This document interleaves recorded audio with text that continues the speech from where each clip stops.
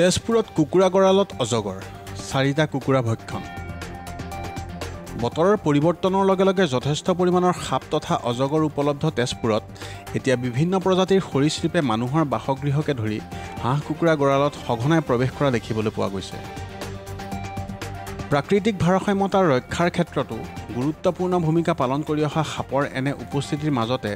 আজি পুৱা প্ৰায় 6 বজাত তেজপুৰৰ তলকলিবাৰীস্থিত DIG কাৰ্যালয়ৰ কাষত ৰামচন্দ্ৰ শৰ্মা নামৰ এজন ব্যক্তিৰ ঘৰত থকা কুকুৰাৰ গঁৰালত এটা অজগৰ সোমাই 4টাকৈ মুৰ্গী ভক্ষণ কৰে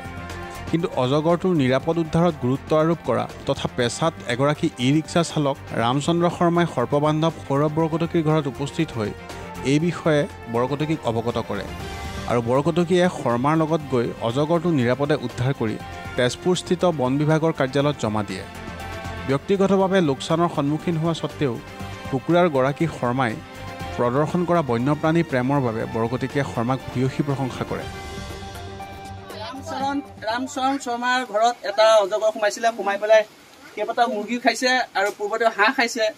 এইটো আমাৰ DIG অফিচাৰ DIG বাংলোৰ কাষতে ৰামচৰণৰ ঘৰ আহিলোঁ এতিয়া উদ্ধাৰ কৰি আমি মুকলি কৰি দিম ধুনীয়াকৈ সিজাবগৈ আৰু সকলোকে মই কৈছোঁ যে বৰষুণটো ৰ'দ দিয়াৰ কাৰণে সিয়াত ওলাইছিলে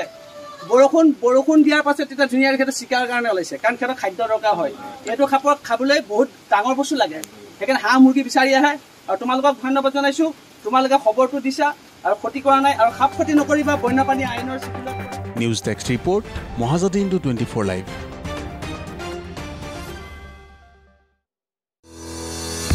বৰ্ণ টু ফিট